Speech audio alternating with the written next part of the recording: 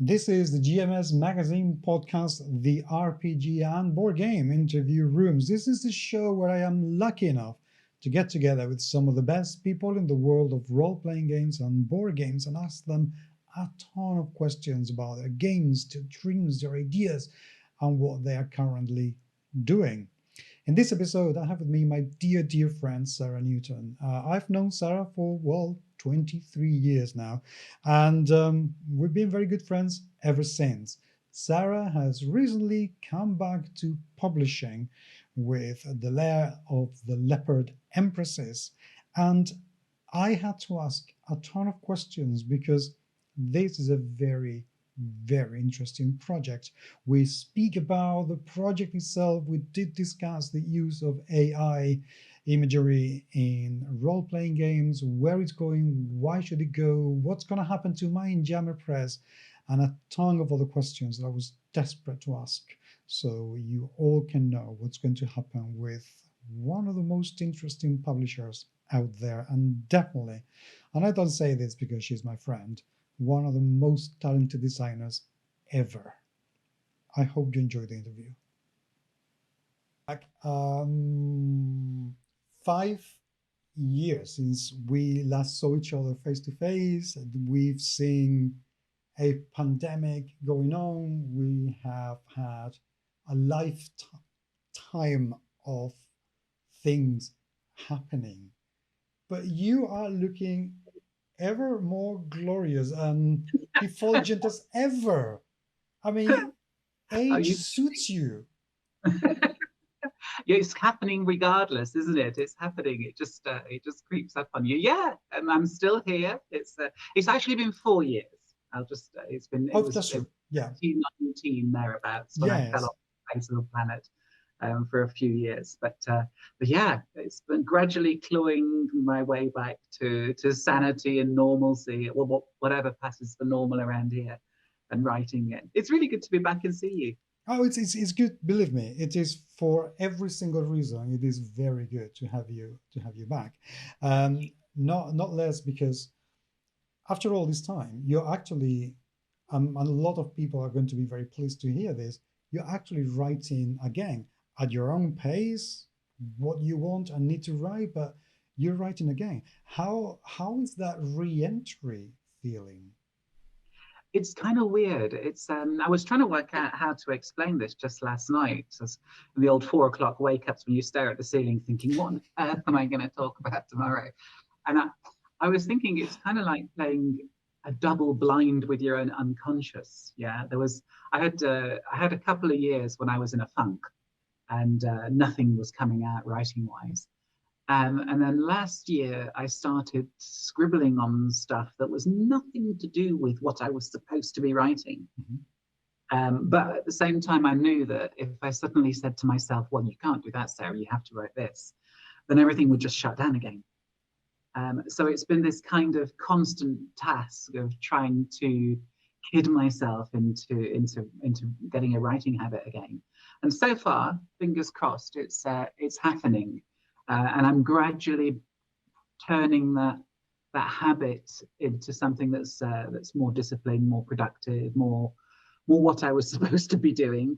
And I'm having a good time doing it. I'm Okay. trying just not to succumb to too much pressure. It's one of the little consequences of the past few years is that I'm not terribly good or as good as I was at dealing with big pressure and deadlines and things like that. So it is a bit of a task of kind of leading myself down my own garden path without making it too obvious that that's what I'm doing.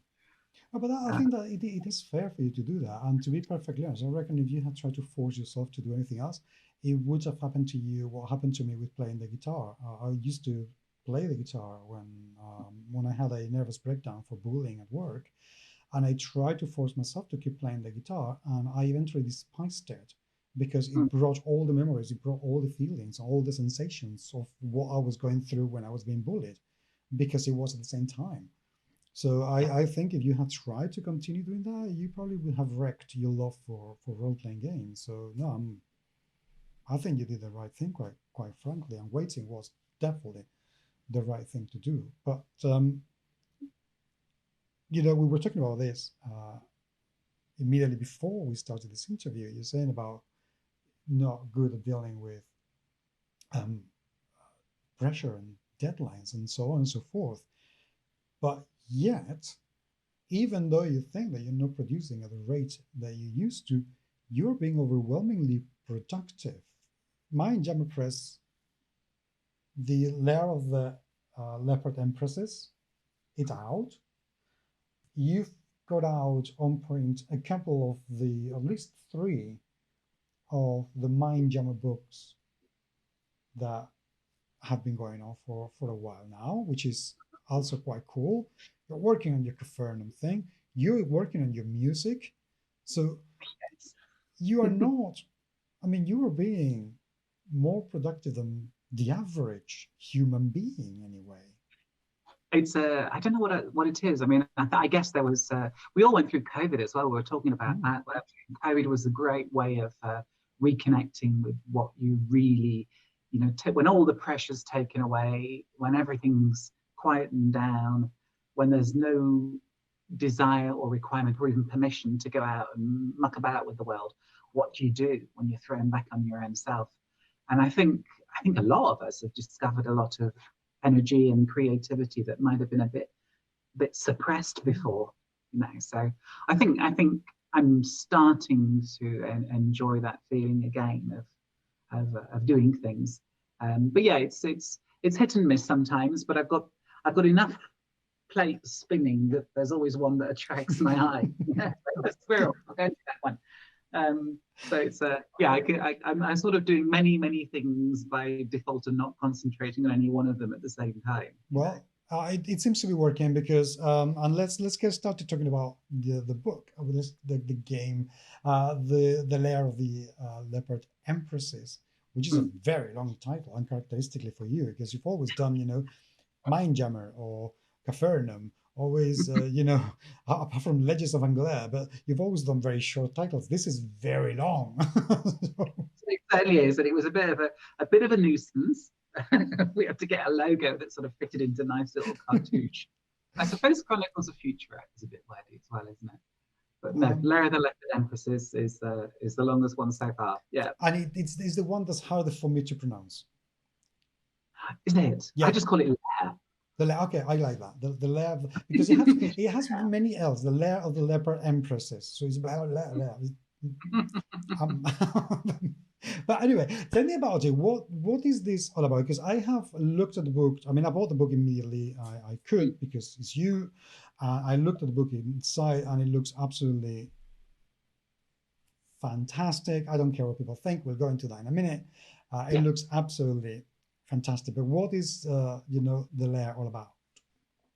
It's gosh, it really goes back to the very beginning of my role-playing life, really, when I was 11, 12 years old. I think we've talked about it before that I went home from school when I was 12 years old at the end of the first year at secondary school, and not knowing what I was doing, just bought a solo adventure, not even a rules book, a solo adventure for a game called Tunnels and Trolls, and this is back in 1980.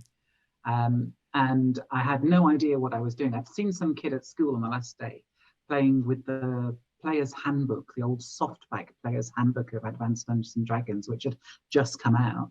And I was just enchanted. I was already a Narnia and Tolkien fan. And I went home that day thinking, I must try and get something like that. The idea of a game where you could play in The Hobbit or Lord of the Rings is just fantastic. So I got this Buffalo Castle. I've got it around here somewhere. I'll dig it out just at the moment. Buffalo Castle, and I just had to make up my own rules for playing this solo adventure, which I did. I played the hell out of it and annoyed all my parents, my grandparents, everybody I knew were running around saying, just listen to this. That was my introduction to role-playing games, and it was my introduction via Tunnels and Trolls, which has always been called a beer and pretzels game because it's always been considered to be a little bit lightweight. But I've always loved it, and it took me a good 15 years, maybe longer, my 20 years, to really appreciate the beauty of what Ken Santandra did with that rule system, because it really is the granddaddy of what we now call narrative role-playing games. Yeah, it's rather than having your dice rolls be procedural and task-oriented. You know, you roll this die to see whether or not you hit something, for example. With Tunnels and Trolls, right from the beginning, you rolled dice. You said what you wanted to do, and then you rolled dice which explained how you succeeded or failed, and then you described what the result was based on that die roll, which is essentially the description of the narrative role-playing game paradigm. You know, and it was there right from the second ever role-playing game written. And I wrote I drew my own maps, and I was 12 years old and I'd never seen a campaign map, and my campaign maps were so enormous because I kind of thought you had to draw everything. So I was drawing like every house and every tree and all this kind of thing, and these were just enormous campaign maps. And you know, I remember stitching them all together and figuring out that this island I'd drawn was nearly a mile across. You know, wow, it covered the whole mile. But yeah, so that I drew this campaign. I had a dungeon which I called Black Fear Dungeon, which has a wizard of Black Fear in it and this kind of thing. And I kept these dungeons for years and years and years. And in 2015, you know, I can't actually remember whether I took part in a Kickstarter or not. I don't think I did. The guys as was Flying Buffalo kickstarted the 8th edition of Tunnels and Trolls. And in the interim period between 5th edition and 8th edition, there'd been various, like a lot of role-playing games, its fate had gone up and down. You know, it had there was a kind of parallel to the way that RuneQuest came and went during the 80s, 90s, 90s, and 2010s, and so on. And with Tunnels and Trolls, it came back in a big way in 2015 with a big cracking hardback. And at that time, it just fired me up. The rules had changed slightly. Some of the setting implications, I'm always a bit of a sucker for trying to winkle out what the world is that is implied by a given set of games rules. I think, you know, there used to be in the 80s somebody who sort of thought system didn't matter. And then suddenly I realized, yeah, it does, like big time. And you know, it's the difference when you sort of emerge from that D&D space into, oh, there's all these different rules. And with what the changes that were made to Tunnels and Trolls 8th edition made a big change to the magical background and the sort of existential background of any world that was using that rule set. And it got me thinking. And I just dragged out all my old stuff from like 30 years before and started trying to piece it together and think, well, you know, these rules now imply this. And I started playing a few games and that kind of thing. And pretty quickly, I'd started to put together a campaign world, basically. And I blogged about it in 2015. You can still see the blog posts online, where actually you'll see the embryos of the various maps of Ximuria, which is the world of the Lair, the Leopard Empresses. You can still find those online, my old pencil sketches and so on. And I went to Gen Con in, gosh, when would it be? I think it must have been 2018. I'd been talking with Liz Danforth and with Rick Loomis about potentially writing the Lair of the Leopard Empresses as a campaign for Tunnels and Trolls 8th edition. And I went over in 2018 to Gen Con and met Steve Crompton. And I believe Rick was there as well. I think they were both sharing the stand. And we agreed actually that Mindjammer Press was going to share a stand with Flying Buffalo the following year in 2019. And I actually went as far as to put down a deposit on half the stand and all that kind of thing. It was going to be a thing. But in the year that followed, obviously on my side, Chris got ill and died, and so did Rick Loomis.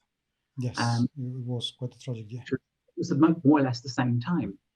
And all these plans obviously went to pot. But I kept beavering away in my time, just scribbling away at my little manuscripts of my massively improved Blackfear dungeon and the manuscript of Lair. I just kept scribbling away at it in pencil and retyping and redoing maps and things like this. And then in 2022, like more or less this time last year, I discovered I was coming back to role-playing games after this hiatus that I've had, and I discovered that not only had Flying Buffalo ceased to trade, obviously after Rick Linus's passing, but Ken Santandra and Steve Crompton basically no longer have the rights to Tunnels and Trolls. That was in abeyance and with a third party at that time.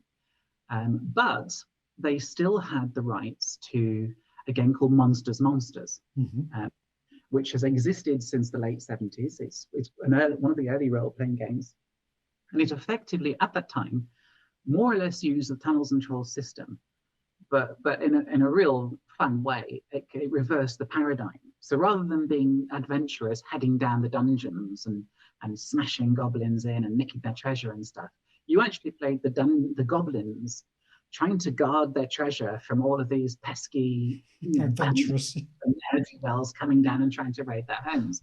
So you could actually play dragons and giants and goblins and demons and whatever. Any kind of vaguely intelligent monster was fair game as a player character in Monsters. And it had its own following. And to be honest, back in the day, I was aware of it, but I was more on the traditional fantasy side rather than the Monsters side. But when Monsters was announced as the new flagship for Ken Santandra and Steve Crompton's Trollhalla Press, which was somewhere around 2021, I want to say, I could be wrong. I suddenly began to think, well, hang on, inadvertently, Lair of the Leopard Empresses from the very, very early stages had this leopard thing going on. It had this idea of not just human beings, but human beings who had animal ancestors as being one of the paradigms of the setting. And in the same way that our ancestors, if you were people of the bear in the real world, you believe that you shared blood with the bear kind. You had a common ancestor with the bears. And in Lair of the Leopard Empresses, that's a fact. There are the various human tribes. I want to say human looking. They're human, but they have animal ancestors, and it's one of the paradigms of the setting that it's the conflicts between these various ways of looking at the world that feed the drama in the setting. And I realized that inadvertently I'd been kind of writing a Monsters campaign for Tunnels and Trolls 8th edition right from the very beginning. So I looked at Monsters and thought, this is an absolute no-brainer. This fits perfectly with what Monsters is doing. You get to play monsters, you get to play animals, you get to play creatures, and humans in this fantasy world. So I contacted Steve and Ken and said, how about this? And they went, cool. And we had a good talk about it. And I said, they produced a kind of shortened version of the Tunnels and Trolls rules way back when. They used to include it in the beginnings of solo adventures and things. And in about 2016, a Japanese, TNT has always been huge in Japan, a Japanese zine called TNT Adventures published a sort of 8-page précis of the Tunnels and Trolls rules. And Ken and Steve had produced a similar kind of thing for Monsters. And at the time, they had a world called Ximuria, which they were building for the new Monsters game in 2020-ish. So they had this 8-page supplement called the Zim Rules, which was a cut-down version of the rules. And they said, yeah, you can use these. And I was like, this is great. I can use these. And I said, well, how about, can I make this a standalone game? Let's do a full license. Mindjammer Press will pay a licensing fee, a royalty, and whatnot. And we will produce Lair of the Leopard Empresses as a standalone game. It'll effectively be my view of the rules system that I've known since the year dot. And they agreed, which was absolutely fantastic of them. I'm really grateful. But what it let me do was explain the TNT rules, which have become the Monsters rules, as a set of rules now powering the Leopard Empresses, in such a way that really met my satisfaction, because there's a lot of the system, the Monsters system, has a lot of unspoken truths about it that you only really got if you played it a lot. And it was when I was young, when I was playing the game, and it was Tunnels and Trolls, the system. I didn't realize a lot of the subtleties and nuances because they weren't explicit in the rules. So with Lair, I've been able to do that. I've been able to actually say, look, this is how you get the real, this is how you crack the bones and extract the marrow from this system. This is the good stuff. So I've got, this is probably one of the reasons why it's quite as big as it is because I really have made explicit what you can do with the system. And it's a cool system. It's very, very flexible. It's simple, it's lightweight. You can create a character in a minute or two. You can if you want, but it's really, really simple to get into. But once you understand the system, the stuff you can do with it is really very cool. It's a very flexible system. How does it work? And one other thing I'll just quickly say while we're here is that in the meantime, and this only happened, gosh, just before we published, so earlier this year, Rebellion Games. Jason Kingsley, who's an awesome dude on a horse bike with armor, doing jousting and doing his videos. And obviously, I worked a little bit with Cubicle 7 when they were part of Rebellion and so on. So there's a nice symmetry there. Jason has always been a huge fan of Tunnels and Trolls, and his company acquired Tunnels and Trolls literally like 5 days before we launched Lair the Leopard Empresses. Wow. I was like, oh my God, what's going to happen now? And nobody knew what was going to happen. And we're still, Jason's company has made an announcement that they're working on it. There's going to be a new edition of TNT, because the difference between Tunnels and Trolls and Monsters is principally one of intellectual property. The systems are very, very similar. If you play one, you can pretty much play the other. There's a few nuances, but there's a big IP difference. And Tunnels and Trolls has its whole troll world, all the ancient cities that we've all grown up with. It's Kazans and Kosh and Knorr and Kunuki and the Wood's Edge Inn and all this kind of thing. It has its maps, it has its histories and so on. All that is off with Tunnels and Trolls, but it's all part of the same wonderful community. So, Lair the Leopard Empresses is a licensed game for Monsters, but it's born from all of our collective love of this cool system, this cool game, and we're really looking forward to seeing what Rebellion does with the new edition of TNT, possibly next year.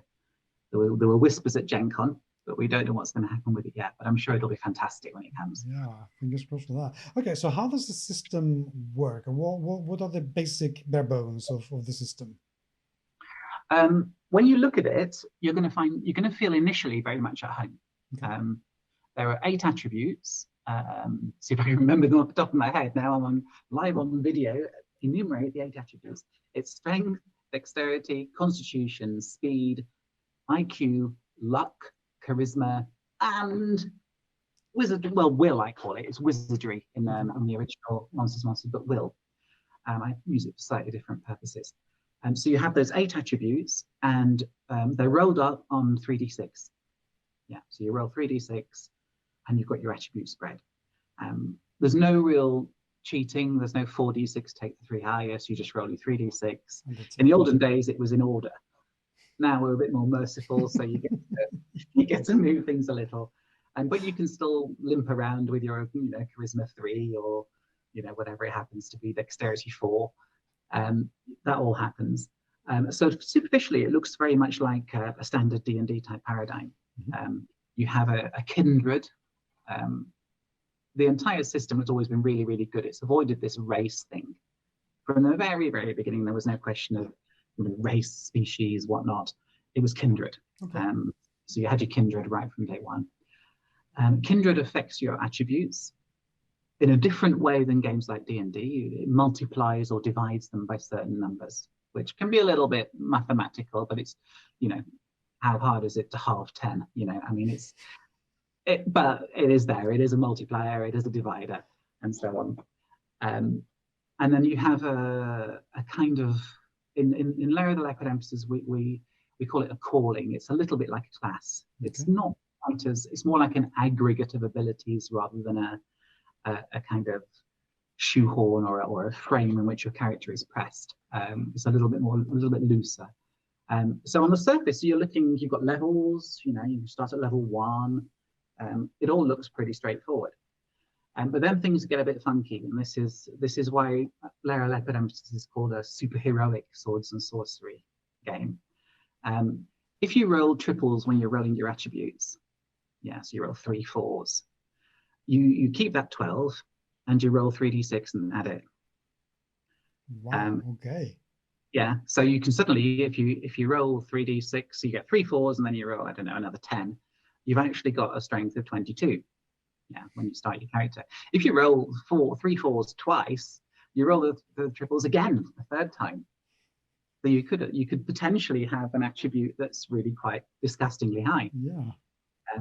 And what does that mean? If you've got a strength, if everyone else is, you know, wandering around their farms with a strength of 12, hoeing and digging and things, and you rack up and you've got a strength of 50, what does that mean? Well, in the world of Monsters and Lair of the Leopard Empresses, it does mean that you are 4 or 5 times stronger. Wow. Than that guy in the field. You know, you can go up and lift up his horse. There's a supernatural side to the world. So in Lair of the Leopard Empresses, there are no gods. There's no clerics, there's no divine magic, but there are superheroic characters. To determine your level, you divide your highest attribute by 10. Yeah, and you round down, but that's by the by. So if you're going to be first level when you roll a character, but it's possible you'll be second or third level, or maybe even fourth level, because it's not a measure of experience; it's a measure of magnitude. So again, we're starting to steer away from the D&D paradigm, because remember, this game was written in 1974. So, you know, I think the legend is that Ken St. Andre got the old little three little brown book sets, book box, and thought, nah, I'll write my own. You know, I'm going to do it this way. And whereas the old original Dungeons and Dragons came from the miniatures gaming world, Ken was very much coming from the pulp fiction, pulp fantasy world of Conans, of Red Sonjas. You know, it's very much that sort of vibe. You know, it's fused. It's where you rack up with a ridiculously large, you know, club made out of a tree. There's a famous illustration from one of the early magazines of a troll with a roofing beam as its weapon. You know, it's actually just ripped this beam out of a roof and it's using that. It's a larger than life paradigm. So you can see that it started off looking a bit D&D-ish, and suddenly it's on. Yeah. Now, do you want me to go into the system a little bit? Yes, just so people can have a good idea as to how what they will find and how it works. Because I know that RPGers, we do love our systems, and we want to, if at least myself, if I'm going to learn a new system, I want to know if I'm really going to be able to use it before I delve into it, because I don't have time to learn new systems anymore. Yeah. Well, one of the nice things about Monsters, about Lair of the Leopard Empresses, the whole system, is that even though it was written early in role-playing games history, role-playing history, it's not one of those games that has like 25 different dice mechanics for everything you want to do. There's not, you know, if you remember the old FGU games, you used to have to remember a new mechanic for every skill, more or less. This isn't that game. This is a game that actually has 2 core mechanics. One, it basically has one and another one. Okay. The basic one is called a saving roll, which again is sort of ripping off the old D&D terminology in a way, but it's modifying it as well. A saving roll is a roll that it's basically an attribute roll, and it can be used to resist, but it can also be used to actively do something. And a saving roll has a level. So if you want to do something generic, let's say I want to break down a door, and the door's not that strong, you make a level 1 saving roll on your strength, in this case. And what you do with a saving roll is you roll 2 dice, you add your attribute, and you compare it to a threshold. Yeah. Okay. It's a doddle. You know, you've got you in a level 1 saving roll, the threshold is 20. Okay. Yeah, there's a way of calculating this, but you know, it's 20, 25, 30, 35, 40 as you get higher high level saving rolls. So basically you roll your 2 dice, you add your attribute, and you compare it to this threshold. If you exceed the threshold, you break the door down. There's a crunchy bit, which is if you roll doubles, you add and roll again. Okay. So if I roll my 2 3s, I get to keep the 6, and I roll again, and I keep going. So theoretically, you can get quite high outlying results. This adds to that swingy, pulpy feel to the game. But also, if you bear in mind that you can have a ridiculously high attribute, you can actually achieve some pretty whopping effects. You know, you might want to kick that door down. It's a 20. The strength is already 35, and you happen to roll 18 on 2d6. You know, you've achieved massive overkill of kicking that door down. It goes blam straight off its hinges, smashes into the troll on the far wall, and creams him all over the wall. You know, it's one of those. You get to use these extra points in interesting and exciting ways. So the saving roll system is a really simple attribute roll. And when you get experience in Lair of the Leopard Empresses and in Monsters, you use it to increase your attributes. That's one of the main things you do. You can do other things, but you can increase your attributes. And as you increase your attributes, remember your level is based on your highest attribute divided by 10 round down. So you level up that way. Level has other effects. But essentially, it's a really simple system. That is the system. The crunchy bit comes in on combat and conflicts. And again, it's a very simple paradigm, and then it goes funky as you get to use it. If 2 people line up to wallop one another with weapons, each weapon has a damage dice, the damage it does. So let's say you've got a short sword doing 3d6, and that person is fighting somebody with a long sword which has 4d6, for example. Yeah.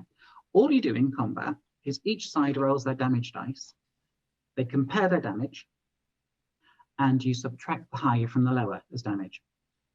Okay. So if I roll 10 on my 3d6 and my opponent rolls 13 on their 4d6, I take 3 damage. It's that easy. Okay. Yeah? That's the basic system. Armor subtracts from damage. Damage comes off constitution, which is an attribute. Okay. And remember, when you roll your attributes, triples add and roll again. And as you get experience, your attributes can go up. So your constitution can go up if you're a monster, if you're a combat monster. You know, you want to have much more constitution. So the basic combat system is simple there. If you've got 2 people in combat, it's just 2 dice rolls. If you have 2 player characters facing off against 3 goblins, for example, this time, each player character rolls their damage. Each goblin rolls its damage. You total both sides, and you compare the 2 totals. So this time, it'll be 20 versus 30, for example. The goblins win the round. The losing PCs have to take 10 damage, but they get to decide how they share it. Okay. Yeah, under normal circumstances. Okay. Again, armor protects. If you've got a wizard, a wizardly character, and a combat monster, fighter character, facing the 3 goblins, it's probable that the fighter is going to be going, no, I'll protect you. You stay back and cast. I'm going to take that 10 damage on my chin because I'm wearing awesome armor and I've got a whacking great constitution, whereas you're a wizard in robes and stuff. So it's quite tactical. Even at a very basic level, you're starting to make tactical decisions and you're starting to describe the combat situation based on the dice rolls. You don't have to say, wait, no, my warrior is going to take a forward step of 5 feet, and my wizard is going to take a backward step of 5 feet, and my warrior is going to therefore block the attacks against the wizard. You don't have to do any of that stuff mechanically. You just roll the dice, compare them, and then describe it in a way that makes sense. So you can actually get quite crunchy with your descriptions from simple dice rolls. So that is the bare bones of the combat system. There are tweaks and special effects, and there's one that I'll just quickly mention. I'm not going to describe the entire 400-page book, even though I want to. There is a thing called stunts in Monsters, Lair, the Leopard Empresses. Back in the day, it was very poorly described in the early versions of Tunnels and Trolls, and it was a bit of a mystery how it worked. And people have talked about it a lot online over the years. And now we have a pretty good consensus. And I've done my best to present my view of what stunts are in the book. And a stunt basically is a very simple saving roll which alters the tactical situation in a combat. Yeah. So you remember the saving roll is 2d6, add your attributes compared to a threshold. Let's say it's the great old standard. You're fighting these 3 goblins. The wizard is on some stairs casting a spell, and the combat monster has got his long sword, but he's going to leap up and he's going to grab hold of the chandelier, and he's going to swing across the room, and he's going to slash away at the goblins as he passes. Yeah. All you do in that case is you make a saving throw on one of your attributes. In that case, it's probably something like dexterity. Yeah. And if you succeed, as an example, this is negotiated around the table. But if you succeed at your saving throw, the goblins themselves are only able to afflict half of their damage rolls against you as you do that comparison, because you're whistling past on a chain while slashing at them with a sword. Yeah. So in that case, previously they rolled 30 versus your side's 20 in the combat roll. Now it's 15 versus 20. So you've suddenly done 5 damage instead of taking 10, because the stunt changed the tactical setup. If you fail your stunt, you can fumble it, in which case you probably just fall off the stairs and never manage to get the chandelier at all, and the goblins are all over you. You don't get to roll your damage dice at all if you fail, for example. So in this case, you've got the pool wizard who's on 10, the goblins are on 30, you've got 0, you're taking 20 damage. And suddenly things are looking pretty grim. If you just fail the saving throw, maybe you got onto the chandelier and you're doing that, pretty standard, swinging limply in the middle of the room whilst the goblins poke at you with spears. You get only to roll half of your damage dice, and the goblins pepper you with little holes. So you can see again, it's quite negotiated. It's a simple system, but there's a lot of flexibility. That is a stunt. And as you start to explore what stunts can do, you start having some really good combat situations, because the basic combat role mechanic I described to you can be a bit grindy on its own. Yeah, if you're just literally, if you have a fighter with 3d6 facing off against a fighter with 4d6, eventually that fighter with 4d6 is going to win, just from probabilities. It's grindy. But if you start bringing in stunts, and you start bringing in other things, you get modifiers for certain attributes, which you can add to your combat roll and so on. Magic comes into play. Then things suddenly become more tactical. And describing what you do becomes a key way of making combat survivable, fun, and very dynamic. Yeah. So that's the core rules system. I'll stop there. Otherwise, I'm just... No, I like it. There's only one question that I wanted to ask, and it's about how does it handle social interaction? Are there special roles for it, or is it, as a saving role, standard one? How does it work when somebody wants to convince somebody else to do something, or to barter for buying something cheaper? How do social interactions work mechanically? Mechanically, again, you've got to put your narrative head on for this, really. Okay. So you describe the situation, and then you figure out how to use the rules to resolve that situation.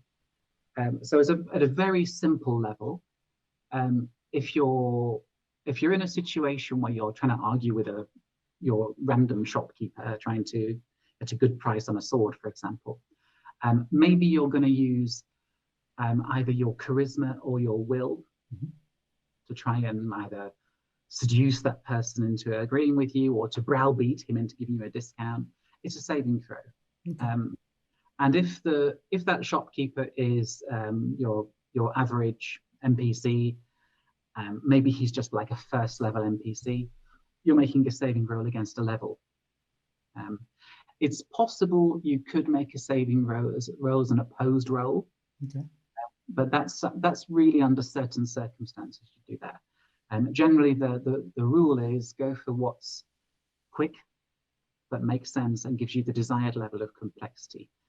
So if you're in a situation where it's a high moment of drama and you really want to play this out as a full-blown conflict, you can actually use those combat rules, and you can do mental damage to one another, those kind of things. That's an extrapolation which I've made in Lair, which is implicit in the original.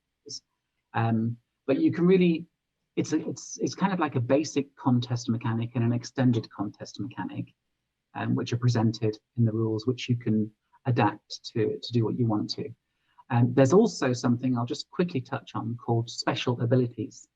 And this was something that grew up in the history of the Monsters, Tunnels and Trolls, whatever game system.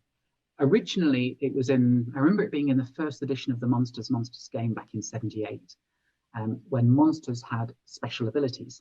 And what these special abilities were essentially ways to use the rules in cool ways, to bend the rules slightly. So, for example, a simple one would be poison teeth, poison fangs. Yeah. So, a given critter, you've got a giant snake, it's got poison fangs. That poison fang special ability, under certain circumstances, maybe will add damage, or it will force the victim to make a saving throw or become paralyzed, or whichever. Yeah. Special abilities over time became used in various different ways. And one thing that we do in Monsters, and specifically in Lair of the Leopard Empresses, is there is a thing called trigger dice. And basically, if you're in a conflict situation and you roll multiple ones, those ones can trigger certain special abilities. As a GM, this means that you don't have to decide whether or not your giant serpent makes a poison bite. The description of giant serpent may say poison bite requires two triggers. So you're rolling for a giant snake, maybe you're rolling 5 dice in combat. If you roll 2 ones, it does a poison bite. Yeah. So it's a way of determining that. The same thing happens with player characters. In Lair of the Leopard Empresses, player characters can have special abilities, and that's particularly important if you're playing one with animal blood. One of the leopard-blooded or something like that. You might actually have leopard claws which sprout under certain circumstances. You roll your 3 ones and suddenly you're slashing across your opponent's face rather than just punching them, for example. And one other thing that the original use of trigger dice was in something called spite damage, which was invented. I said that the basic combat system could be grindy. There is a situation you could get in the original rules, and you can still do it if you don't use all the rules. You could have 2 combat monsters toe to toe, alternately whacking one another and never doing any damage. You get that in lots of games, but it's conceivable that you could get it in Lair of the Leopard Empresses as well. Except the spite damage, if you roll a 1 on your combat dice, you will do 1 point of damage to your opponent no matter what, in spite of everything. So it's an edge case where you begin to whittle down opponents and so on. And if you're using poison on your blade, for example, that can be the whole difference between winning and losing the combat. If you just get through the armor once with a roll of a 1. You can do your full damage with poison, for example. So those trigger dice are now a major part of Lair of the Leopard Empresses. And I mentioned that character callings, like character classes, Yeah. weren't really a framework. They were more like a loose association of abilities. That's where the special abilities come in. You've got lots and lots of special abilities for different callings. So if you're a wizard, or there are lots of callings here. I mean, we've got the different kindreds. There's if I go to the I've got some cannibalistic fiery elves in Ximuria called the Zinkari, and they ride leopards, and they just treat everyone else as though they were livestock. Basically, they're the original elves, and there's a big history about them. Nice big picture of them. You can have, for example, a ducal elf, which is basically a Zinkari cannibal elf who's an assassin. So it's like a leopard-blooded ninja. And there are various abilities that these guys can have as part of the class. So you can have, you select when you create your character 2 special abilities. One can be from your kindred, one can be from your calling. You can also get abilities from joining special brotherhoods or guilds or groups or whichever. And that's one of the extra things you can do when you use your experience. You don't just have to increase your attributes. You can buy new special abilities at a certain pace. So as you get higher level, as you advance as your character, not only do you get higher and higher attributes, but you get more and more special abilities, which you can use your trigger dice very often to trigger. So special abilities are a key part of the game, and you'll find lots and lots of, for example, we've got the Angrim Red Dwarves, who are fiery dwarves. They have callings like Enchanter, who make weapons and things like that. The little Wegai Hobbs, who are the equivalent of halflings in Lair, the Leopard Empresses, are fighting they're basically resistance fighters against a goblin invasion. And they have things like Infiltrator as their callings, with special abilities for those, and so on. So you have a whole host of special abilities which allow you to, again, modify the basic rule set. It sounds though, you mentioned that there are no gods in the world. Yeah. But it very much sounds like some characters could become kind of godlike because of their might that they could be achieving. Yes, yeah. I mean, I think that is the difference. There are superheroes. There are some really, really powerful characters possible out there. Once you start building powerful characters with these rules, you realize quickly that you can start doing some pretty impressive stuff. When I say there's no gods, I always think of gods as some kind of mystical principle of the universe. Okay. So you might have the power of war, for example, and that power of war may be personified, and that's what a god is. Yeah. You don't get that in Lair of the Leopard Empresses, but you do get some whacking great wizards who might be a couple of thousand years old, and who have decided that they're going to busy themselves with creating war everywhere, for example. Now, is there a big difference really between revering this kind of mega powerful war wizard and worshipping a war god? If you're the little puny first level human, there's not a lot of difference, but there's all the difference in the world philosophically, because you're not getting magical powers from worshipping. You're literally having a cultic activity around a very powerful, potentially immortal but still human being. But yeah, you can get some really powerful characters. Good. Okay, I do like the sound of that, I have to say, because it's I love the sound of being able to do really magnificent, really huge, epic things with not that many rules to control them. Because one of the problems of games like D&D is that as soon as you go into higher levels, the characters become so difficult to manage. It's just ridiculous. But this sounds like it makes away with all of that by just giving a few rolls that you look here and there, make a small calculation in your mind, and it's sorted. Yeah, and I think one of the flip sides of it, and it goes back to the roots of the game itself, is it can be very lethal. Well, then don't You get know, into trouble. You know, fighting is bad. You shouldn't fight anyway. So use your brain for goodness sake, or just spells. exactly. I mean, that is one of the nice things that I find. It's not sometimes you get narrative games that have a tendency to be a little bit arbitrary. Mhm. And often, I mean, one of the things I pathologically dislike in certain role-playing games is having to decide myself whether or not a player character dies. Okay. I really want the rules to tell me those things. Okay. Yeah, That's fair enough. Now, that's personal preference of mine.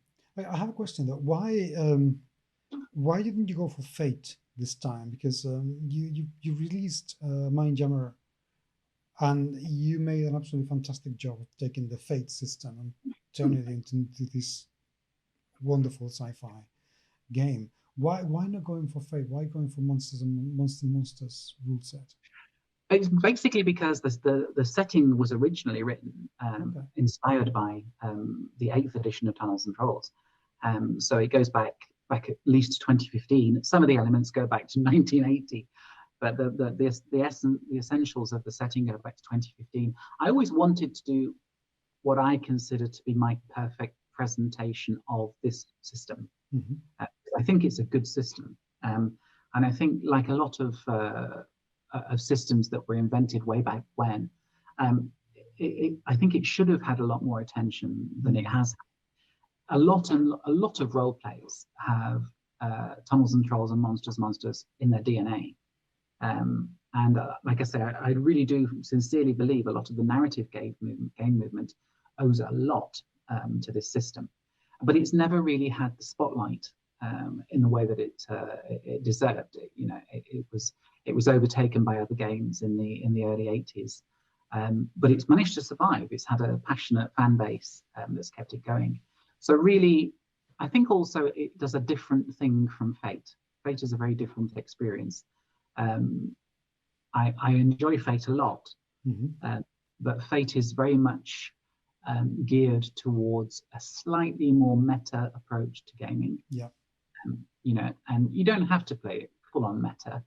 Chronicles of Future Earth dials down the meta quite a lot because it's part of the setting. But also, the way I view Fate is that when your characters advance, they advance horizontally, if not vertically, so that you know you can get to a certain power level as an individual. Mm-hmm. Where Fate really shines is when your character starts to create relationships with other characters, other individuals, organizations, and generate power bases in those areas. So characters expand laterally in Fate, and that works really well for a science fiction setting. Mm-hmm. As you literally normally in a science fiction setting don't have mega powerful individuals, but they have a huge network, and they can draw on all kinds of different power bases to achieve their ends. Fate does that really well. Lair of the Leopard Empresses is the kind of the opposite paradigm. Really, it is where individual characters become as gods. The rules, you can make your own allies, you can make your own networks, but the rules do not have that meta aspect. They don't extend to control over other characters. You know, you are your character, and your character can become massively powerful.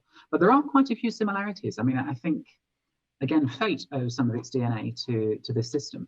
And I think when people read this system in depth, they'll begin to think, oh, hang on, that reminds me a bit of that game or that game. Because this game is, how old is that now? 50 years old almost? Yeah, pretty much. It's a venerable system, but it's had a good run. And I think, I'm hoping that this generates a bit of renewed interest in the system. Okay, let's talk about the book itself, and let's address the elephant in the room, because this is something which is I have stopped giving my opinion on the matter because it's just become too vitriolic.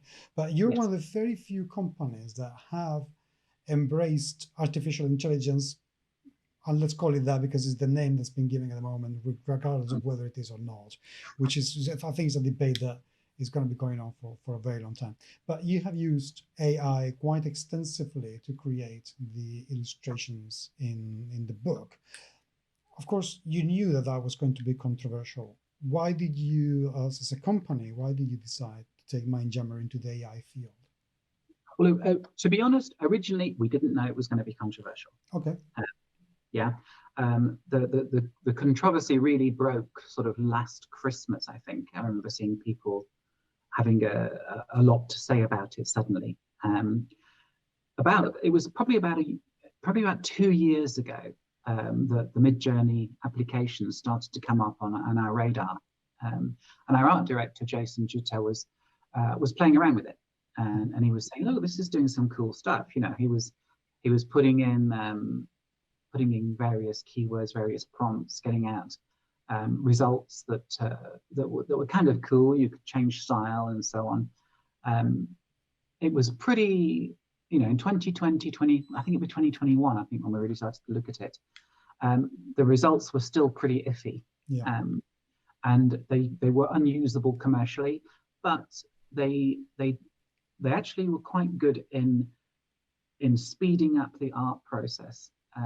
And one of the analogies which I still draw now is, you know, back in the olden days, the great masters used to have a raft of apprentices in their studios that they used to use for painting stuff like the sea and the sky and trees and that kind of stuff. And those guys would do all that basic painting, and then the great master would come in and he would do his thing on top of that. So a lot of the paintings by the great masters are not necessarily entirely by the great masters. They're by, you know, Bill, Ben, and Betty, the three apprentices who were good at doing trees, until the great master came in and did his thing on top of them. So that, you know, that was a thing right back from the Renaissance, and you know, we were looking at Midjourney with that in mind, not so much as a way of, well, in fact, not at all as a way of replacing the artist. Jason came to me with this as a tool, and you know, let's be frank. Most artists now use Photoshop or some similar application. Yeah. Nobody is saying that that's wrong. Nobody is saying that they should use oil paints, you know, or acrylics or whatever. You know, they do their thing. It takes a definite skill to do that. I've been using, I mean, you remember the early versions of Mindjammer with the planetary maps and things like that. I used an application called Fractal Terrains. It was produced by Pro Fantasy, which would create random planets. And eventually, with a bit of munging around in Photoshop afterwards and a few plugins using real world data, you could achieve some pretty hot looking planetary maps and globe images and so on. So from that point of view, programmatic machine computer generated imagery has been with us for quite a long time now. So I don't think anyone is sort of saying, you know, we shouldn't be using procedurally generated planetary maps or that kind of stuff. Photoshop now by default comes with plugins to allow you to type in, you know, reflective lake, and it will add a reflective lake at the bottom of your image and that kind of thing. So these things are part of the discourse now. The other side of that, so that's where we started. That's where we started maybe 2 years ago looking at it. This time last year, I was gearing up to work on Lair. My writing bones had started to ache again, and I was starting to put pencil to paper. And you know, I was talking to Jason, and he'd sent some images through that he'd been playing with on Midjourney, and I thought these are great. You know, these are really cool. They kind of looked partly like Jason's imagery, but also I know that he'd been able to do things in the timescales that he was working, which we would never have been able to afford to do. You know, I mean, Jason's a great artist. He's been working with Mindjammer Press for 10 years. I know how long it takes him and how much it costs to do a really dazzling full-page color image. It takes a lot less to do a dazzling full-page color image in Photoshop than it did in oil paints. Yes. Yeah, Photoshop already makes things quicker. Midjourney was doing that for us about a year ago. There was no question of saying, you know, let's make this look like Bruce Pennington. You know, We weren't sticking in, doing a rip off Bruce Pennington's Dune images, but stick my head on. It wasn't that kind of approach. It was an approach of exploring what the thing could do. And it was only really last year, last Christmas, when we'd had most of the artwork done, and we were approaching layout, that people began to question what was actually going on under the bonnet. And to be honest, I did a hell of a lot of reading on this and tried to understand. I mean, you know me, I've got an IT background. I'm reasonably au fait with what's going on with these kinds of applications. Back in the 1990s, as you know, I was a translator. Mm-hmm. And I got out of translating when I saw the writing on the wall of things like Google Translate, which is still pretty bad at doing artistic translation. Yep. Yeah. But when I was in Japan, I used to translate the ingredients on the back of noodles packages from Japanese into English. Yeah. And it was a bread and butter job, a contract I did like once a week, and it gave me X amount of money. It was mindlessly boring. And I'm very, very glad to be doing a different job now. But when I was, 22 and fresh out of university, it was a good way to make a bit of money. That has now been replaced by Google Translate entirely. Nobody in their right mind is translating the ingredients of noodle packages at 10 quid a pop. You're doing Google Translate and a human being is tidying it up afterwards. Well, not Google Translate, but machine translation. That is kind of somewhere where we are, I think, with the computer-generated imagery. Yes, these applications are trawling the web. They're being given keywords. Human beings are saying, look, analyze this, use your facial recognition dots. This is what a beard looks like, and the application is looking at that, getting all the various dots and putting it in its database as one of the many beard options that it's got. And over time, it gets 2 million beards, and it knows roughly how to paint a beard on something. Yeah. I think there's a misunderstanding that what these things are doing is a collage. That's true. And they're not. Not at all. No. They're doing something far more sophisticated and probably a little bit more scary. And they are going to cause massive readjustments in the job market.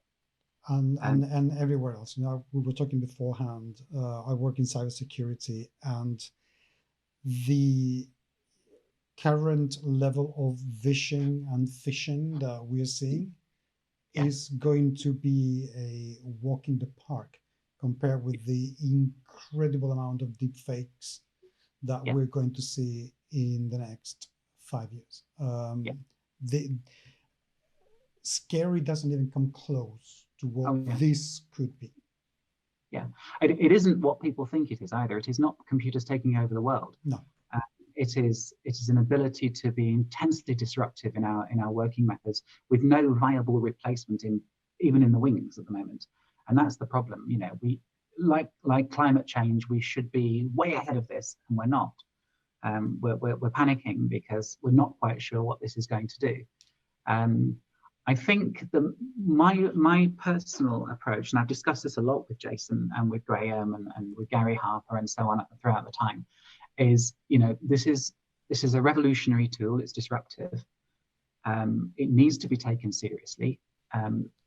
You can't just simply have a knee-jerk, this is all wrong, because unfortunately, if you start dismantling what we're doing generally, you have to dismantle a pretty long way back to get to something that seems to you to be justifiable, if that's your starting point. I think the main thing to do is to empower artists with this tool. That's probably going to require some degree of opt-in, some degree of regulation. How effective that will be remains to be seen. So far, we've been pretty dismal at doing that. I know, you can still get most every role-playing game is available on some form or some streaming platform or another for nothing. We haven't been able to regulate that. No, and the thing is, I was talking in my company. I work with 3 people, not in my department, but in other departments, and we are talking about PhD in artificial intelligence. So these are people who we are literally developing a tool that can identify when something is AI generated, Hmm. because the level of attacks, in many ways, shapes, or form, from deep fakes to releasing tools that will analyze our patterns of behavior in a way that will be able to try and pretend to be us, Hmm. so they can get into figure out where our passwords are. And also AIs to attack other AIs because they are vulnerable, and Yeah. AI can be biased in Hmm. some ways. So we are developing in my company, we are developing tools to identify when something is AI generated and is an Hmm. AI generated attack or not. So they know what they're talking about better than most. Hmm. Um, and he said one thing to me that is quite, I thought was quite revealing. He said, Do you know why AI will never, ever, ever is going to go away ever again? Hmm. Because it can be used for war and it can be used for crime. Hmm. If you look at anything that can be used for those two things, Yeah. you can bet that either companies or people, sorry, and countries or companies are going to invest on it. That's it. Yeah. And the Yeah. moment that a country decides that this is a technology that they want to invest on because they can either make money or make war with it, that is it. There's no way of stopping it. There's no way of looking back. But I do think we can influence its development. Yes, Um, we can't roll it back, but I think we can lobby, and we can influence, and we can use the power of our pocket to make sure this stuff is used responsibly, correct. and correctly. But I mean, we've talked about this before in the context of Mindjammer. For the past 20 years, we really have been in the third stage of the Industrial Revolution. Mhm. The first stage was the factory and mechanization. The second stage was power electrification. This third stage is the post-computer, the internet widespread introduction throughout society. And it's been disruptive right from the very, very beginning. As soon as PDFs upended traditional printing, as soon as effortless copying of movies suddenly made, that old thing, you wouldn't steal a car. If you could steal a car and leave the original car in place, then maybe it's not stealing. And suddenly it breaks the paradigms of all the assumptions that we've made over the past 100 years of what is possession, what is commodity. And we don't have answers for these things yet. And I think, as cyberpunk promised us, the feeling of cyberpunk is always being one step behind technological change, never emotionally or intellectually being able to catch up with technological change. And I think we're well in it. I mean, this is The this is future. This is science. I mean, we are literally starting to see the beginning of real science fiction. yeah. And we can't, as a society, we can't catch up. Intellectually, we're having trouble working out what's actually happening. Correct. I But mean, they. but that's the thing, Sarah. The truth is we don't know what's happening because we still don't know what the scope of Yeah. these AI tools are. Because literally scientists don't know. One of these guys said to me, Luis, one of the PhDs, said, my PhD is going to be useless in 2 years Mhm. because the technology is going to go into so many different directions, so far away that what Yeah. I studied is going to become common knowledge, Yeah. just like that. Yeah. So it's ridiculous. So yeah, I think your point of fighting for regulation is necessary. It's And I think fighting for there is no. I don't think there's any way of avoiding the disruption to the workplace that this technology in general is going to cause. But at the same time, we need to avoid mass unemployment. We need to provide people with the tools to continue to be creative. One thing that I've found, and I've used Midjourney myself, Mhm. and I've looked at ChatGPT. Um, ChatGPT at the moment just makes me laugh because it's just so dull. I mean, the stuff it writes might be grammatically correct, but bloody hell is it boring. Yeah. It can't write a story to save its life. And I don't think, at the moment ChatGPT writes as an interesting story is the moment we need to start really talking about artificial intelligence. Mm-hmm. You're the difference there between illustration and art. Yeah. Copywriting can be automated. Writing great literature cannot. You can do a simulacrum, and the same goes with painting. And I found with Midjourney that the stuff it's producing can be very pretty. Mm-hmm. It can be a decent illustration. It can be inspiring. Good word. Yeah. But it's not art. No. Art comes after that, and that's where the human being still remains supreme. And the moment that an application can produce something that's art on its own with no human intervention is the moment we need to start wondering whether this thing's intelligent and deserves human rights, because that is where strong AI starts to come in. But I mean, I've talked to a lot of people about this, and as far as I understand it, we are a long way from strong AI, and we may be on completely the wrong track, to be honest. I think if with long way we're talking 20 years, then yes, long way. But I don't think we're much further than that.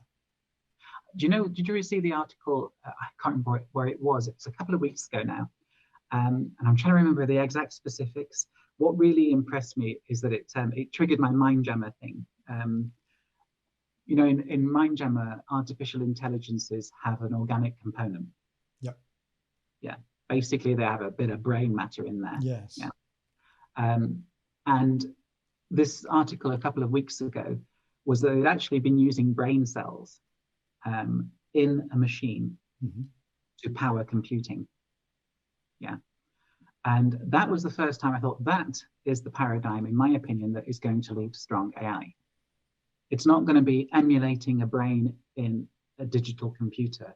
It's going to be hooking a huge pile of messy organic material into a mechanical interface, a computer interface, and that's going to be intelligent. It's still artificial intelligence, but it's not the classical pure form that we like to think of as being like a thinking computer. I think the two things are on a completely different paradigm. I think our current path can lead to really, really intrusive, weak AI, mm-hmm. which will be very disruptive. But I doubt we're going to be giving any of them human rights anytime soon. I would be surprised if that were the case. I would be really, because I don't think it can go in that direction. I know I was talking with my friend Alejandro about the Turing test. Because some people are saying, AI imaging has already passed the Turing test, because some people don't know whether they are human created or machine created. And so he was saying, well, the Turing test, this thing about you have to talk to the machine, and if you don't know that you're talking to a machine, then that machine is a human being. They've moved the goalposts a little bit, because when Alan Turing devised that test, it was kind of a little bit, you are the probably second brightest genius ever to live on planet Earth after Tesla, but you were still a little bit technology naive, literally. So let's think that the test as you devise it be the final word, I think. Yeah, exactly. So he was telling me, they have already adapted what the Turing test is meant to do, on what things are meant to do in order to pass the Turing test. And having an image that you don't know whether it is AI generated or human generated is not the Turing test.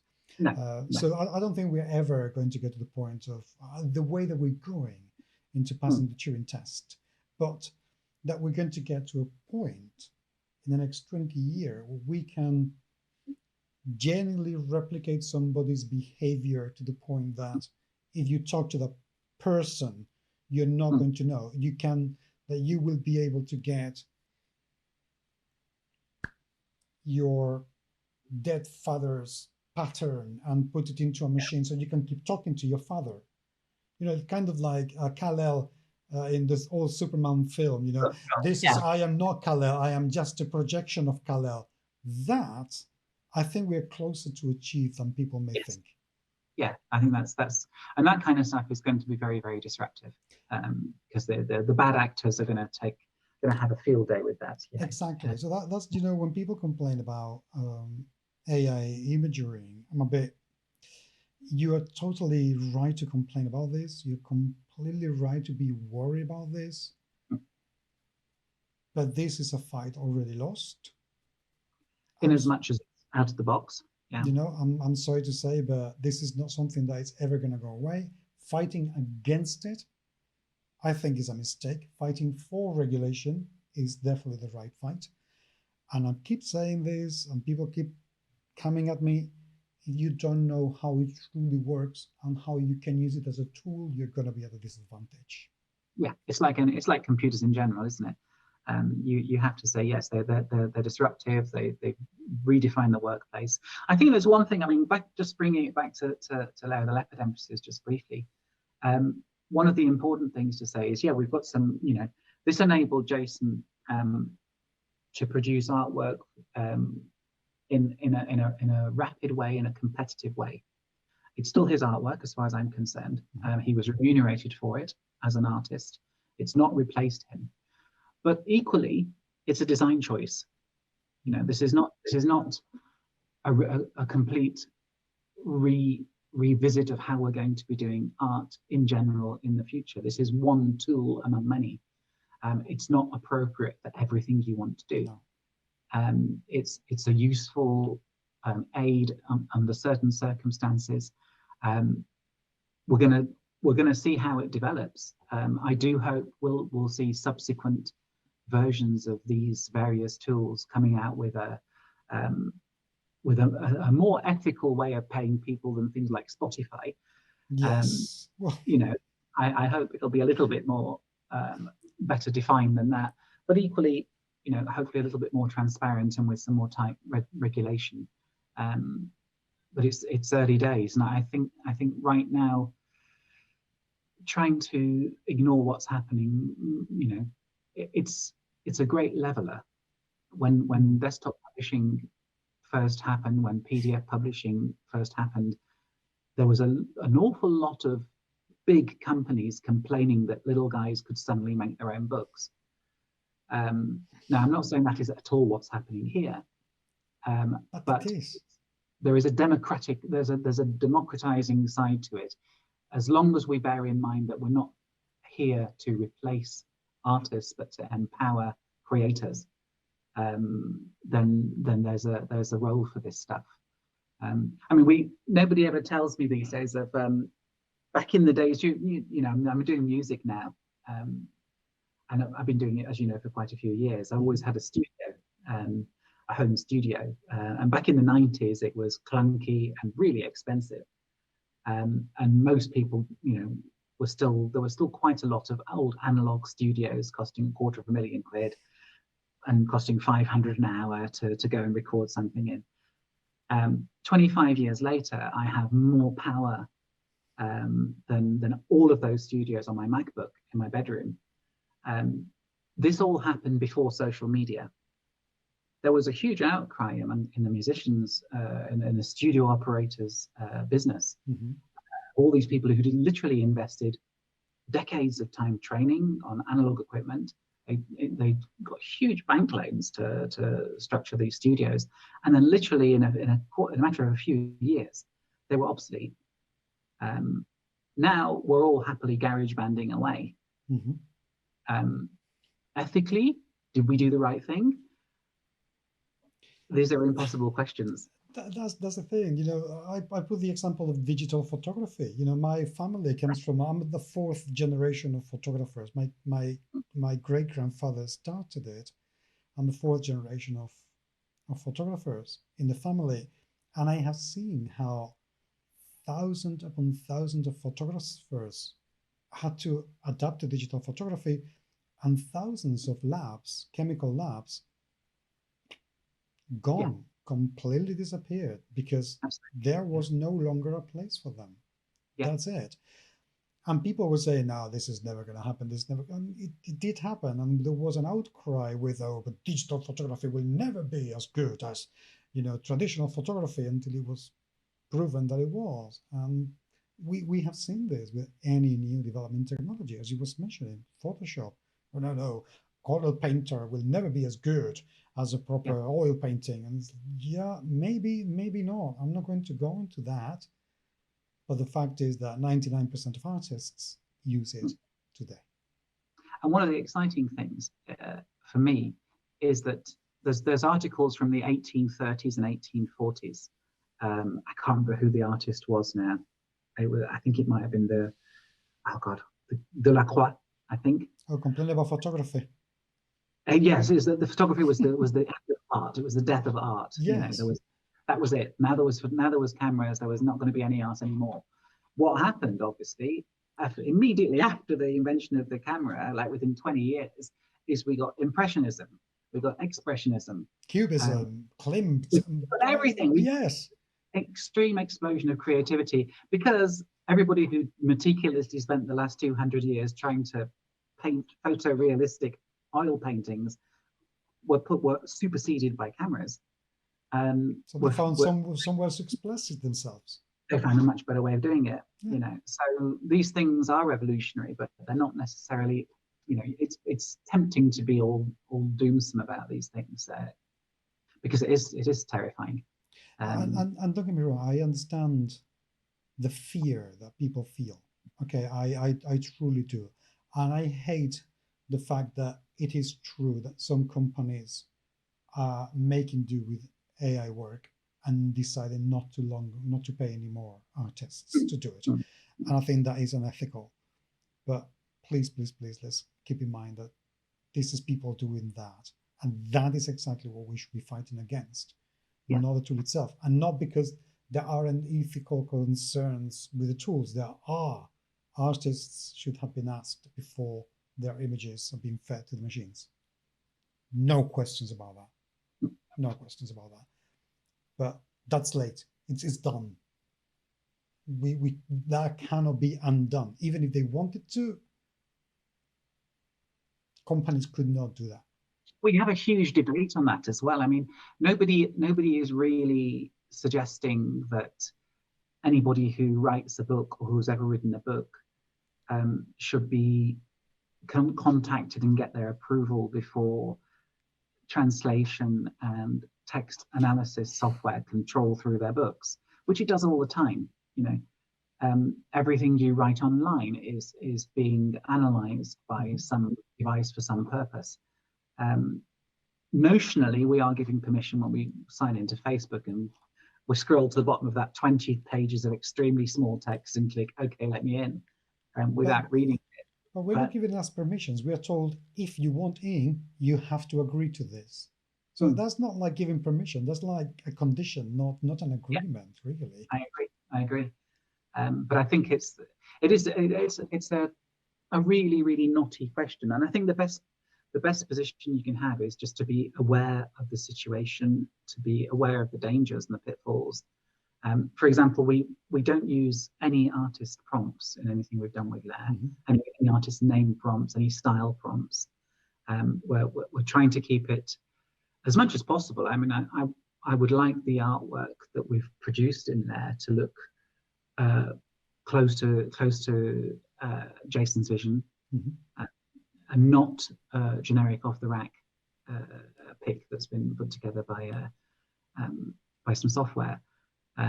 So I think if you keep in mind that it is a tool, and try and use it within fairly rigid parameters, and openly. Yes, transparency is important. It is a tool. It's controversial, but it's immensely empowering at the same time. And it's not going anywhere. No.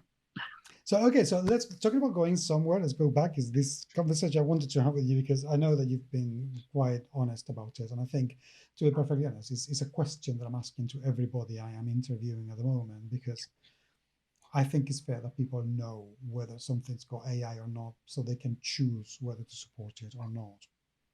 I do hate AI with a passion for this, though, because it definitely isn't, is it? It's no more than Google Translate is AI. I mean, it's soft, weak AI at the very, very best. And I think the problem with the word AI is it presupposes agency. Yeah. It presupposes intent. And this isn't, there is no intent in these things. These are done. Very. These are very sophisticated, dumb machines.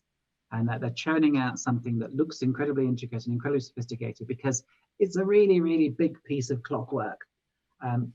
But it's not going to ask you how you feel. It's not gonna weep with joy at hearing, some symptoms. It's going to pretend it does. It's going to pretend it does. It's going to pretend it does, but believe me, it is not at all. I have a bit of an allergy to the term AI. I think the thing is, calling it computer-generated imagery, it is another one in this long line of revolutionary software inventions that have disrupted the industry for the past 30 years, and there'll be another one coming up. Yeah, eventually, definitely, yes. The only issue I have with computer-generated imagery, and this is a conversation that I had somebody in one of the groups I moderate in Facebook, is that it also would include 3D image, ray tracing 3D stuff, or screenshots from a video game or something like that, which are vastly completely different things. So I know that AI, as of today, is a misnomer, but at least it's very clear what it is and differentiates things very clearly. So that's why I keep using it. You know what I mean? I know it's a misnomer. But I wonder when you look back at things like ray tracing, though, they were deriving imagery from photographs, from artwork, and from the real world, way back when it was before it was even an issue, weren't they? Well, no, not really, because ray tracing has always been a matter of replicating how nature works. As in, ray tracing, what it does is to simulate a ray of light that bounces on something that behaves in a way that comes to the eye. Yes. So it is purely mathematical. There was never any kind of it was algorithmic, not generative, so to speak. I don't know how to explain it properly, but it is a very specific formula, and that is it. And then you could add to that formula to add radiosity and different types of materials, but they always do exactly the same thing. So if you generate the same image twice, it will give you exactly the same image. With Midjourney, if you give it the same prompt twice, it will give you vastly different images. That is why I think it's very important to differentiate those things, because one, as far as I'm concerned, dinosaurs in a film is an artwork because of the amount of work that goes underneath and everything that you need to tweak. That's entirely up to you. But Midjourney, nah, that is very uncontrollable. So that's why I think AI, misnomer, but it makes very, very clear what we're talking about. And if anything else, just muddles things with other expressions that are, as far as I'm concerned, perfectly legitimate. Fair enough. Yeah. So what next for Mindjammer Press? You're releasing all the Mindjammer and PODs, which is great because that means that I can get to buy them. Exciting. What next? Well, to be honest, that's a big question. Immediately, obviously, I still have the Chronicles of Future Earth Kickstarter to fulfill, and that has not gone away. Likewise, the Capernaum Kickstarter still has deliverables, and there are even a couple of PDFs out on the Mindjammer one, which these are all coming in the pipeline. As I mentioned earlier, I'm approaching this in a way as to not scare myself off. Okay. So things are happening. Right now, I'm working on this, which is the Chronicles of Future Earth. My Lulu copy, and it's looking nice. It's looking, we've got nice Jason Juta artwork in there. We've got some cool maps at the back. Where's that? Let me show you some cool maps. There's a nice picture of Kados. That makes me so excited, believe me. But what I've decided to do, because over the past few years, as I've been beavering away on this, or at least working from time to time on this, even during my hiatus, it's got big, and it's, to be honest, there's a flip side to your question, which is how does Mindjammer Press continue to operate physically, printing books, warehousing books, distributing books, and so on. That's a question which we're trying to resolve at the same time. The print on demand thing has been a godsend for Lair the Leopard Empresses, And it's also been quite a godsend for getting Mindjammer books back into print. Because if I know that the very big companies and companies that are funded by Kickstarter can still continue to operate in the old way of printing 3,000 copies of something, sticking them in a warehouse, and then using the fulfillment company to distribute them. But if you're a small company, which Mindjammer Press definitely is, I found in the past few years during the hiatus, the simple operating costs have skyrocketed. And warehousing books, you have to be selling a hell of a lot of books to be able to afford to warehouse them. So if you actually want to make any money to continue to make them books, there's a really difficult equation to be had then. And the whole print on demand and local printing, local distribution, first of all, kind of ethically makes a bit of sense as well. I think so. You know, rather than printing everything, we were printing previously in Lithuania, great printers. We were warehousing in London, and then we're shipping to the States. The simple amount of jet fuel involved in getting one of our books from my head to the game shelf of somebody in, I don't know, Alabama, was quite incredible. And there was a lot of costs associated on the way, which were boosting the final cost of the book and reducing the money, the revenue that we took from them. So print on demand has actually been a lifesaver for us. And I'm still in two minds as to whether it's maybe the future of operating for certain size companies, because I'm a little bit loath to go back into the world of printing 3,000 copies of a big hardback and then having to pay to warehouse it and distribute it. So what that means for Chronicles of Future Earth is it's a big book. If we printed normally, like with our friends in Lithuania on the sort of paper we could, it would be a chunky old book, sort of 600 pages. So we decided to divide it into 3 books. Okay. We're not quite sure what we'll do for fulfillment of the Kickstarter yet. We're going to see what happens when we get to it. But it makes it more manageable for me personally with my various residual hang-ups from the past few years to bite off more manageable chunks. So the player's guide to the Chronicles will hopefully be going into layout next month. Okay, nice. It's not far. The other 2 books are basically written, but they need a lot of munging about and re-editing and streamlining and things to actually to get to print.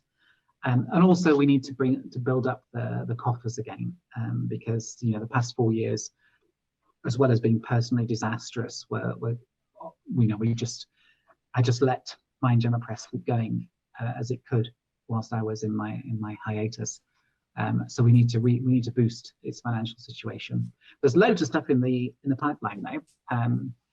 We have the next supplement for Capernaum, which is pretty much 90% translated. It just needs me to go through it. Okay.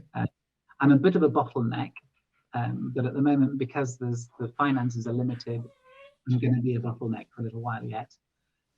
But I'm being helped by Jason. I'm being helped by Graham. Graham Spearing is doing some smashing stuff on editing and repurposing. He's basically taken a chunk of Lair and made a player's guide. It needs a little bit of action from me to make it ready for layout, but not too much. And he's also helping out with community building for Mindjammer Press. So there's quite a lot on the cards, but we're a small company. We're going to get to it. There's a load of stuff, right? I have a couple of adventures and supplements for Lair, which are, look at that sun. God, that's really dazzling. A couple of supplements for Lair, which are in the wings as well, which I would like to produce. But essentially, I'd like to get into the way of producing at least 1 new book every quarter as quickly as possible. Not a big 600-page monster, but an adventure or a scenario or a supplement or something. And if I can get to the stage where we're doing, I'm just going to pull this curtain. Yeah, sure. This is just insane. The sun's come out. And how about that?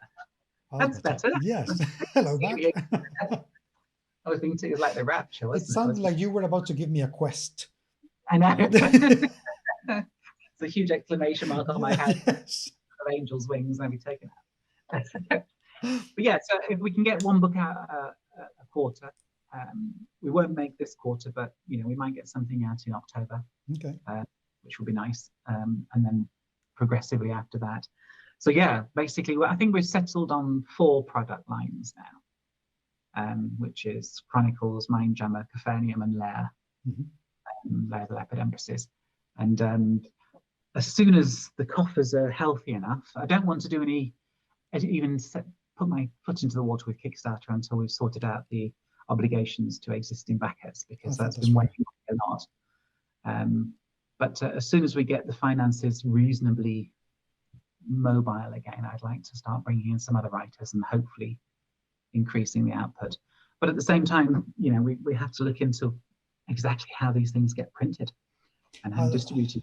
So I think POD is, as far as I'm concerned, when I was doing my Mindscape publishing in Spain, my philosophy was, if I do a crowdfunding, those books go for printing.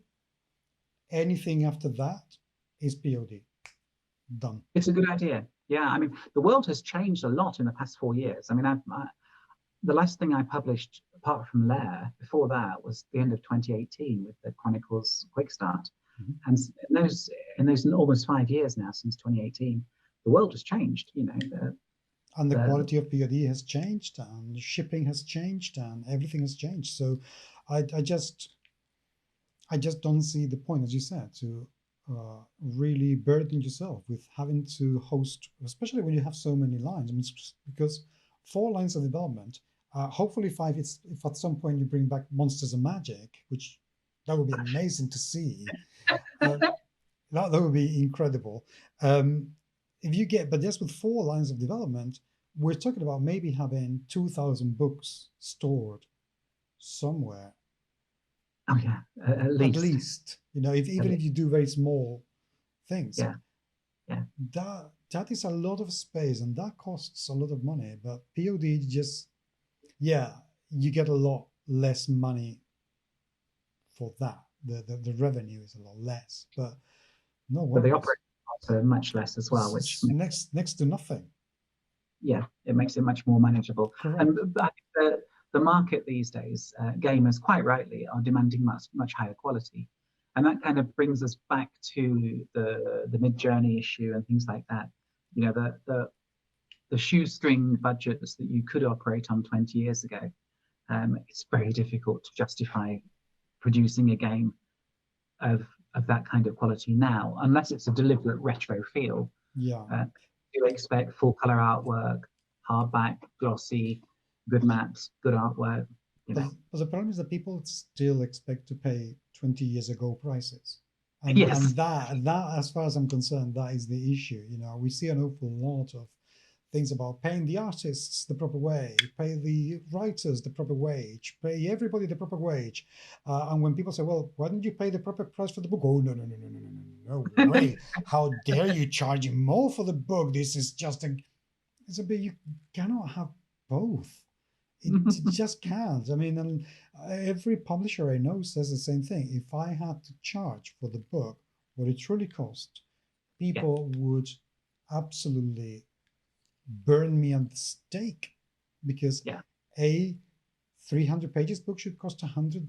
No one will be prepared to pay for that. So I've noticed that things have gone up a little bit since the beginning of my hiatus. I mean, when I was looking for the price point for Lair, we're selling this for £50, $60 thereabouts. That's about 20% on what it was 5 years ago, I think. For PODs, yes, it has, but it's only now. I mean, it's been very recently that even Wizards of the Coast has announced that they're going to up their prices from $50 to $60. Yeah, and that's been recent. Everything else, I reckon the prices may have gone up a little bit, but not in a way that would mean that the company the size of Mindjammer Press can make a proper living out of it. It is unless you're already established, a Paisar, Green Ronin, Cubicle 7, a Modifius, it is very difficult to keep charging the same prices and make a decent living out of it. yeah, I mean, you don't make a living out of it. Basically, it's you know, I think we have other jobs and other things to do as well, which is fine. I mean, that's it's nothing new. There's nothing written in stone that says we have to be millionaires on yachts from making role playing games. It is a labor of love, but at the same time, you know, you don't want to pay for the privilege. No, no, that's the thing. At least don't lose money out of it. That's absolutely yes. Yeah, you know, it needs to make some financial sense to make it doable at all. Correct. So, yeah. Well, we'll see how it comes. I'm very much looking forward to seeing what you're bringing out. I think 3-4 books a year is remarkable. All things. It would be lovely to do it. Fingers crossed. You yes. know, it's nice to be back, and it's lovely to be talking to you as well. I was quite nervous today, thinking I haven't done an online chat for like 5 years. You know, it's me. I'm pretty harmless, I think. You're lovely, and thank you as always for your support as well. It is really, really super. And you will forever, ever, ever have it. Thank you for being here today. That's thanks. Thank you very much, Paco. And thanks everyone for watching. Well, that was longer than I expected. I hope you didn't get too upset with some of the reasons and some of the things that we said about AI. But it is very difficult to have a conversation nowadays without getting into some sort of hot water on this topic. So I hope that you didn't get too upset. And I don't know what to say. Anyway, thank you for being there. If at some point you want to be in this show or you want to send us your comments, please, please, please do so. podcast@gmsmagazine.com. By all means, do reach me on Twitter, even though it's going down the drain and I am using it less and less every day. But Facebook, yep, I am there all the time and I do get the messages. So please say hello. It will be great to see you there. But until next time, thank you so much for being there. It is truly and genuinely appreciated.